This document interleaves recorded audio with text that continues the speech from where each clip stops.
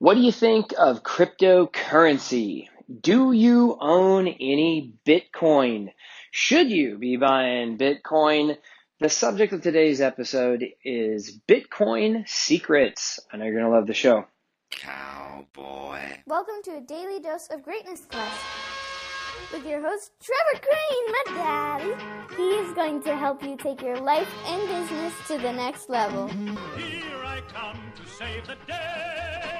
Trevor Crane here, 11-time #1 best-selling author and the founder of Epic Author Publishing, coming to you live every day so you can plug in every day to build your ideal business so you can live your ideal life.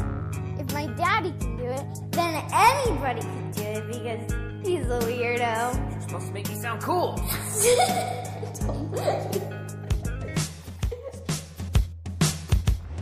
Okay, now this is not going to be your traditional show for me. I'm going to talk to you a little bit about the value of how important it is to make sure that you're seeing what's coming on the horizon ahead. I'm not going to necessarily on today's show tell you 7 Bitcoin secrets that you need to know so that you can buy Bitcoin. In fact, I don't know hardly anything about cryptocurrency and Bitcoin, to be totally clear. But I do know how important it is that you and I educate ourselves about this space. And if you don't, you will miss out. 100%, like this is just a fact of the matter. Now, I don't know if you like Bitcoin or not like Bitcoin, but it is happening. And cryptocurrency has been something that's been going on for a while. And I don't know if you're playing a big game in this or a small game or no game. But by just closing your eyes and hoping that it goes away and then not paying attention and calling it a scam and whatever else, you're going to miss out.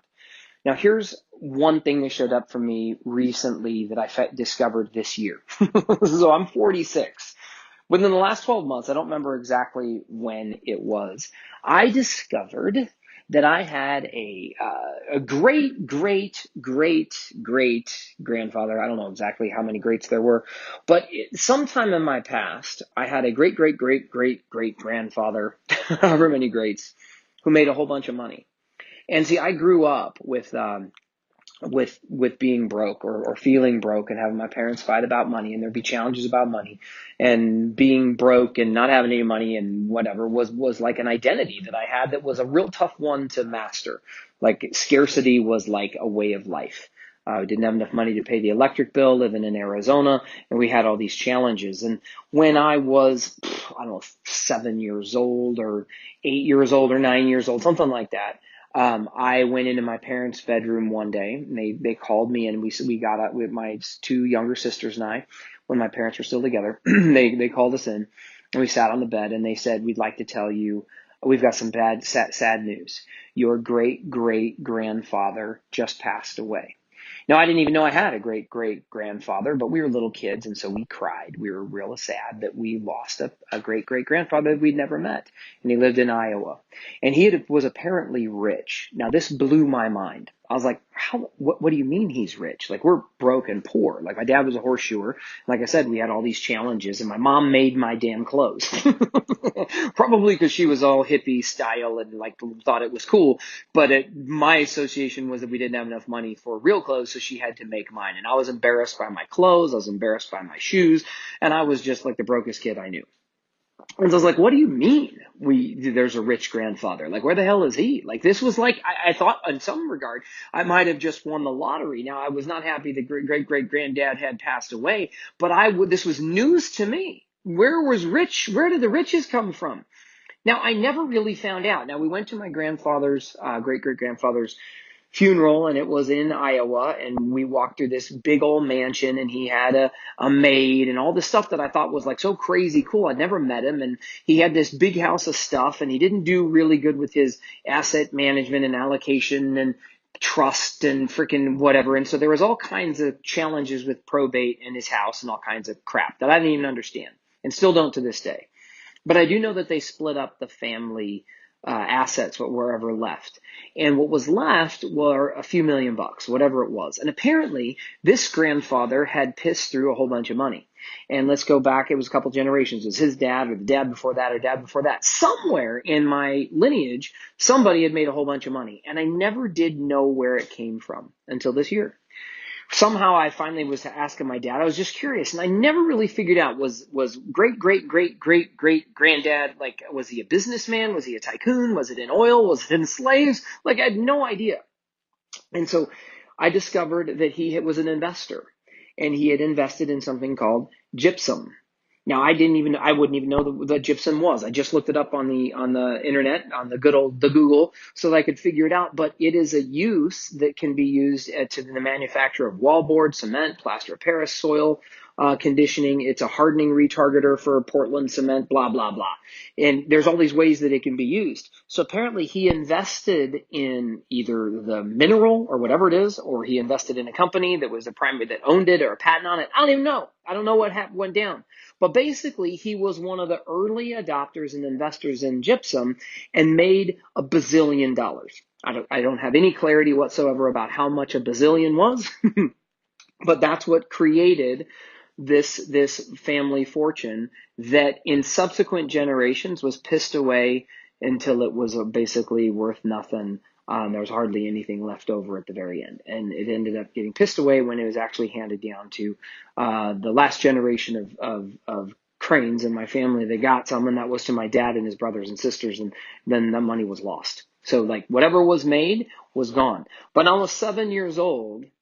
I made a decision, or whenever this age was that I learned about this stuff with my grandfather, before I knew what gypsum was, I made the decision that I wanted to win back the family fortune, win it back, earn it back, and set my family up for life. And this was a goal I had from a little boy. Now, why am I bringing up gypsum, which I don't even understand nearly what it does, is that it was, and in the context of Bitcoin and cryptocurrency. So I don't know how amazing Bitcoin and cryptocurrency is. I don't have all the insights around it. I'm not invested in crypto and Bitcoin up to my eyeballs where I understand the whole dang thing. But I do know this is something that you should not close your eyes to and just imagine that it's some kind of hokey pokey freaking thing. You owe yourself and you owe your family you have a duty and responsibility to look into it and make sure that you are not left holding your undershorts. My grandfather invested in gypsum and it won. My whatever grandfather he was, and he won out and it paid the family dividends for generations. And if you don't take advantage of what's new and up and coming, of smart technology, of you learning how to put your business online and generate leads and sales. If you don't write your book, if you don't look into the new trends, you are going to miss out. You know, nobody uses a horse and buggy anymore, except for some of the Amish, right? So it has gone the way of the railroad and the automobile and the airplane and rocket ships to Mars. Like, it is happening, change is happening, and you shouldn't hide from it. My secret today for Bitcoin secrets is to make a commitment to yourself to do some research and educate yourself about a subject matter that is going to become extremely important in your life. It is a fact, and it is gigantic. And there's a book that I've got a mentor that talks to me about cryptocurrency and Bitcoin and talks to me about how I should or shouldn't invest, because it's a dangerous potential place to put your money and energy and attention if you don't know what you're doing. So I don't suggest that you just go out and try to buy yourself some Bitcoin from the person down on the corner. That is not what I am saying to do. I am saying to educate yourself. And he gave me a book to read called The Internet of Money.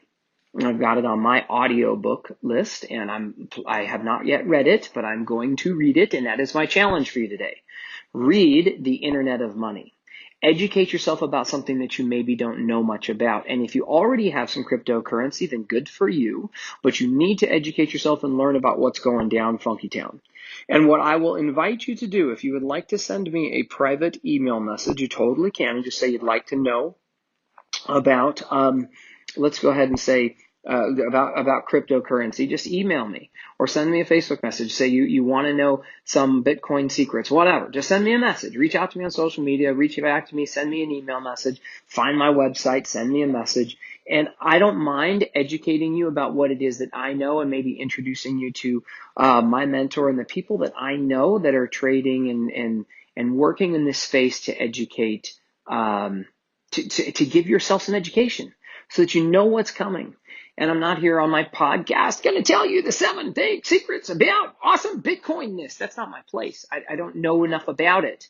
But I do know that you need to educate yourself about it, and you can't just put on blinders. Because cryptocurrency is happening. It is in reality, and there's a lot of things that you need to educate yourself about, and I don't want you to miss the boat. So that's all I got for you today. Make sure you check out the show notes. I'm going to include some kind of real cool ass quote about Bitcoin and whatnot. And make sure you get the Internet of Money and educate yourself a little bit, and reach out if you have any questions about crypto and Bitcoin and whatnot. I would love to go ahead and share with you what I know, but this isn't the time or the place or the channel to do that. But I would love to go ahead and connect with you if you have any questions. You'd like some guidance around this, because you don't want to do the wrong thing, but don't make the mistake by doing nothing. That is absolutely the wrong thing.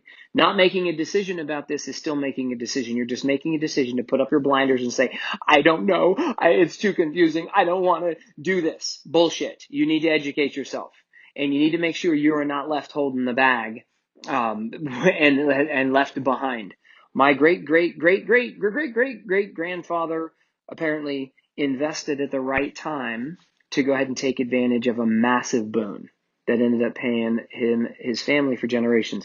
I was just a couple generations too late to be any part of pissing away a family fortune. I gotta go make my own. So hopefully you do as well. And I can't wait to help you tomorrow, another daily dose of greatness quest, and make today magnificent. And I'll talk to you soon. All right, later. To get even more awesomeness, which means all my best stuff, download my app by texting Trevor to 36260. It will show up right on your cell phone. Just text message the word Trevor to 36260. Talk to you soon.